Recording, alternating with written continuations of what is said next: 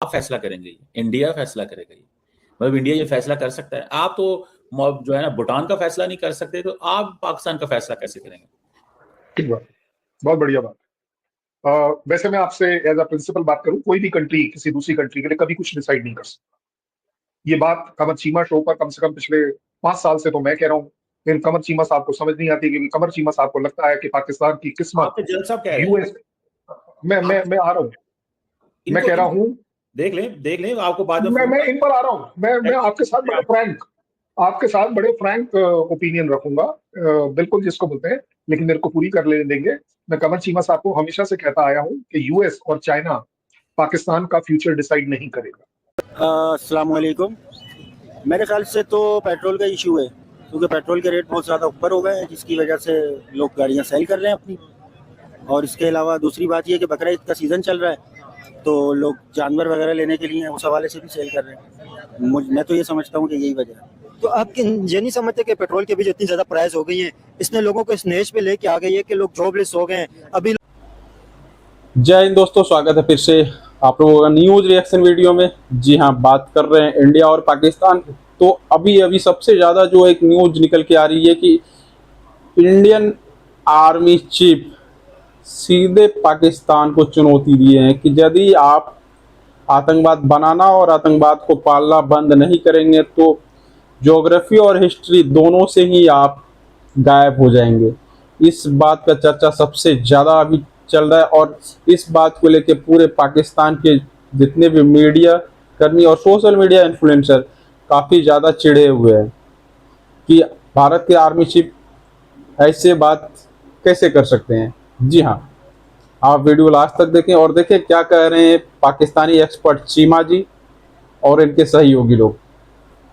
वो यूक्रेन और रशिया में या कहीं भी किसी भी तरह के डिफरेंसेस चल रहे हैं, बट क्योंकि आपने कहा है इसलिए मुझे बड़े पॉइंट ब्लैंक सुलह करनी पड़ेगी।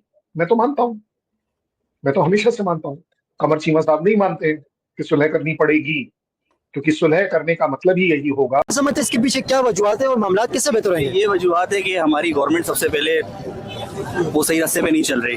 ठीक है, अगर गवर्नमेंट हमारी अगर अच्छी हो तो हम लोग कभी बाइक न बेचें, हम लोग उल्टा लेकर अब इसको बेच के हम कार लें। हाँ, हम मजीद आगे जाते हैं, बिल्कुल हम पीछे होते जा रहे हैं, दिन ब दिन पीछे तो होते जा रहे हैं। इसलिए जैसे हमारे बस मुल्क के हालात हम अभी आपको पता है दुनिया के अंदर हर कोई आगे ग्रो करता है, इकोनॉमी ग्रो करती है, लिविंग स्टैंडर्ड लोगों का हाई होता है, इनकम लोगों की बढ़ती है, पर कैपिटा बढ़ती है, लेकिन यहाँ पर रिवर्स गियर लगा हुआ, लोग पीछे जा रहे हैं। हमारे यहाँ तो सब पीछे ही जा रहे हैं ना, इसलिए पीछे कि आपको टेररिज्म से तौबा लेना पड़ेगा।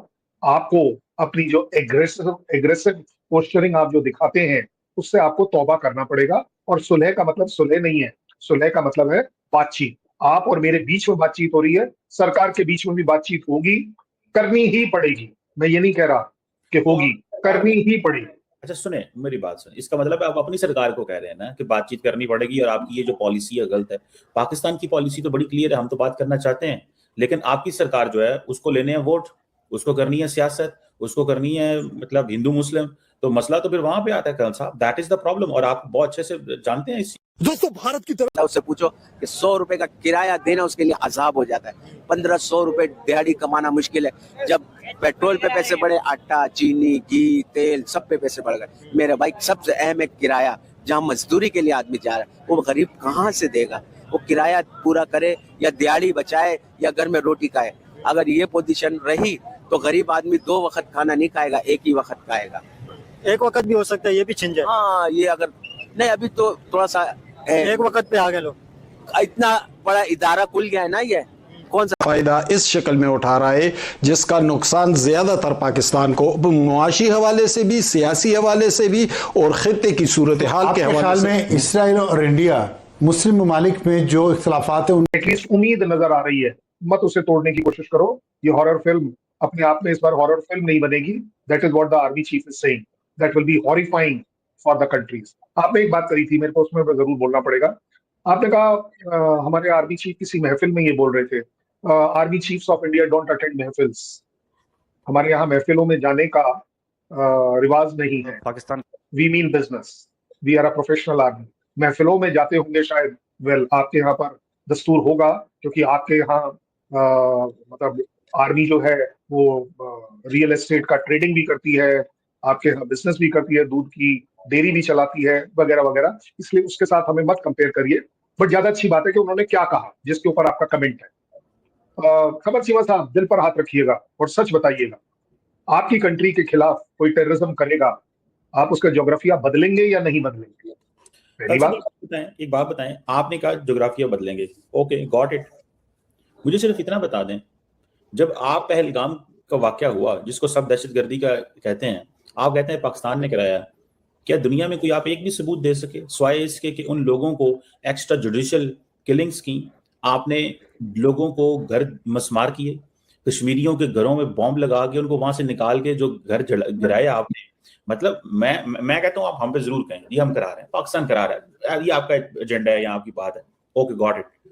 कोई सबूत, कोई इंटरनेशनल कम्युनिटी को चीज, कोई एक एविडेंस, मतलब कुछ तो बताए ना दुनिया को भाई पाकिस्तान ने कराया, भाई पहलगाम पाकिस्तान ने कराया, दैट मेक्स सेंस।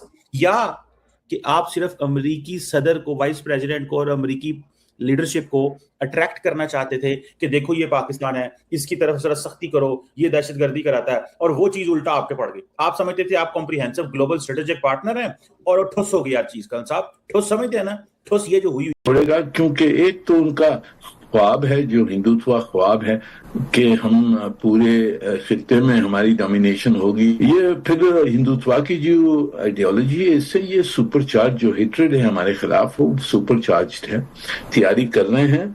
हिंदुस्तान सब में बड़ा आर्म्स इंपोर्टर है। मेरे जहन में हमने इसको अभी हमारी जो डिप्लोमेटिक पोजीशन है उसको इस्तेमाल करके हमने पूरी दुनिया पे दबाव डालना है कि जो मसले हैं, कश्मीर का मसला है, दूसरे मसले जो हिंदुस्तान के साथ हमारे।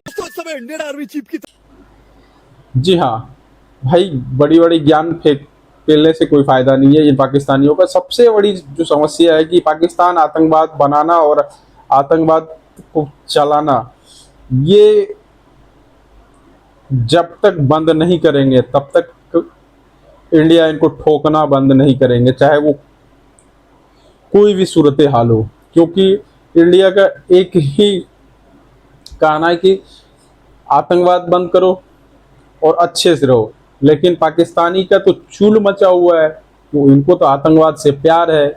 पता नहीं कौन सा जन्म में इन लोग कहाँ से लेके आ गए थे ये आतंकवाद।